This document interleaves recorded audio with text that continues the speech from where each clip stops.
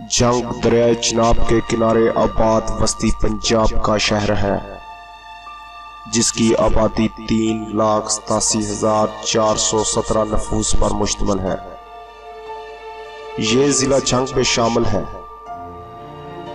جنگ کی سرحدیں شمال میں ضلع سرگودا، شمال مشرق میں گوجرانوالا، مشرق میں فیصل آباد اور ٹوبہ ٹیک سنگھ، جنوب میں مظفر گڑھ اور خانے وال، مغرب میں لیا اور بکھر اور شمال مغرب میں خوشاب سے ملتی ہیں۔ قدیم دور میں جنگ سٹی ہی اصل شہر ہوا کرتا تھا اور جنگ صدر کا وجود بہت بعد میں عمل میں آیا۔ جس جگہ آج کل جنگ سٹی یا جنگ شہر آباد ہے، کئی صدیاں پہلے یہاں ایک گھنا اور وسیع جنگل ہوا کرتا تھا جہاں چھوٹی چھوٹی چند جھونپڑیوں پر مشتمل خانہ بدوشوں کی ایک بستی آباد ہوئی جو تاریخ میں جنگی اور جنگ کے نام سے تحریر ہے۔ موجودہ جنگ شہر سے 200 میل مشرق کی جانب برہمن گڑھ کا قلعہ تھا۔ اس برباد شدہ قلعے میں آج ہیر کا مزار موجود ہے۔ تاریخ کی کتابوں میں ملتا ہے کہ سیال خاندان کے جد اول رائے سیال کو حضرت بابا فرید گنج شکر رحمت اللہ نے بشارت دی تھی کہ اس کی اولاد آنے والے وقتوں میں جہانگیر پر حکومت کرے گی۔ اس بشارت کے تحت ایک نئے شہر کی بنیاد رکھی گئی جو تاریخ کے اوراق میں جنگ سیالہ کے نام سے درج ہے۔ یہ سن 1288 کی بات ہے۔ اصل میں رائے سیال ہندوستان کے علاقے جون پور کے مشہور راجپوت راجہ پنوار کی نسل سے تھا۔ قبول اسلام سے قبل اس کا نام رائے شنکر ولد بجتیو تھا۔ رائے شنکر غیاث الدین بلبن کے عہد میں بغاوت کا مرتکب ہوا مگر ناکامی کے سبب پناہ کی غرض سے بابا فرید گنج شکر رحمت اللہ کی خدمت میں حاضر ہوا اور اسلام قبول کیا۔ حضرت بابا فرید گنج شکر رحمت اللہ نے ان کا نام رائے شنکر سے تبدیل کر کے رائے سیال رکھ دیا اور اس کی شادی اپنے مرید اموانی کے سردار بہاؤ خان میکن کی لڑکی سوہاگ سے کروائی۔ میکن سردار نے اپنی بیٹی کو دریائے جہلم کے کنارے کچھ جاگیر جہیز میں دی۔ شادی کے بعد رائے سیال کچھ عرصہ کوٹلی باقر شاہ میں قیام پذیر ہوا جو آج بھی تحصیل 18 ہزاری میں اس نام سے جانا جاتا ہے۔ پھر کوٹلی باقر شاہ سے منتقل ہو کر اس نے شور کوٹ کے قریب سیال کوٹ کے نام سے ایک بستی آباد کی جو آج بھی شور کوٹ میں موضع سیال کوٹ کے نام سے موجود ہے۔ کہا جاتا ہے کہ بابا فرید ہر سال یا 2 سال بعد اپنے مریدوں سے ملاقات کی غرض سے بھیرا، خوشاب، چنیوٹ، ساہیوال اور شاہ پور کے علاقوں میں جایا کرتے تھے۔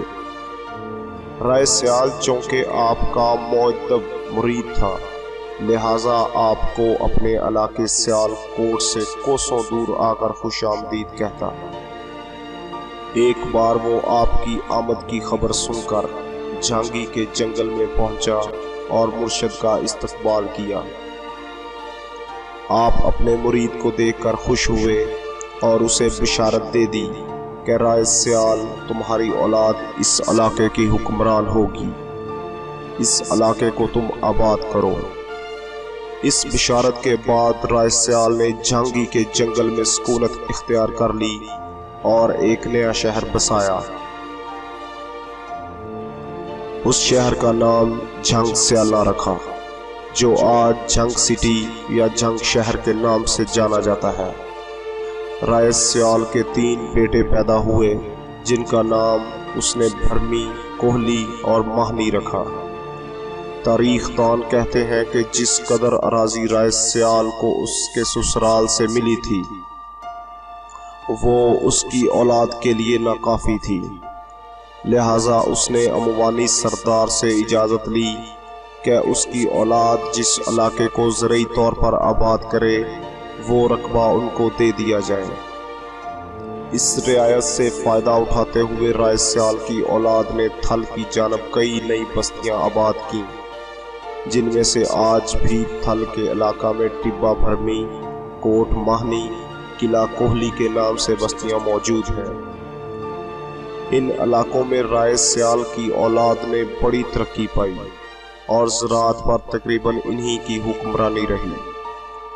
رائے سیال کا خاندان بڑھتا گیا اور تاریخ دان بلال زبیری کے مطابق سیال خاندان کے 19 سرداروں مل خان رئیس اول ستمبر 1462 تا 1503 سے لے کر رئیس احمد خان 1812 تا 1822 نے جنگ سیالہ پر حکومت کی۔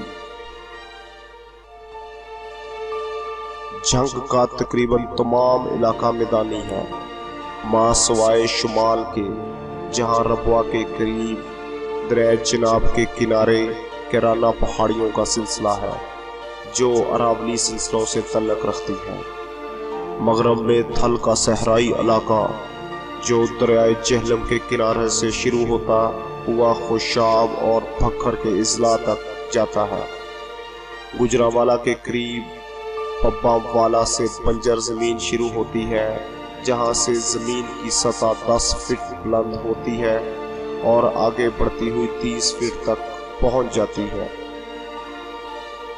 یہ علاقہ جنوب میں 87 کلومیٹر تک اور چوڑائی میں 30 کلومیٹر سے 40 کلومیٹر تک ہے۔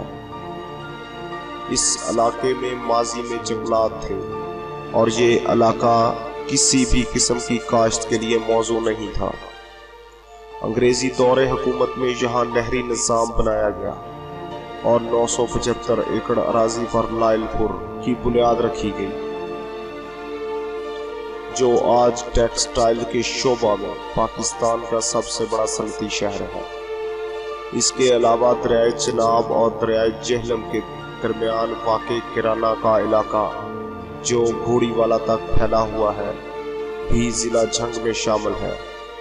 دریاؤں کا قریبی نشیبی علاقہ جو سیلاب کی صورت میں زیر آب آ جاتا ہے ہتھر کہلاتا ہے، جب دریاؤں کے درمیان اونچائی والا علاقہ جو زیر آب نہیں آتا اتر کہلاتا ہے۔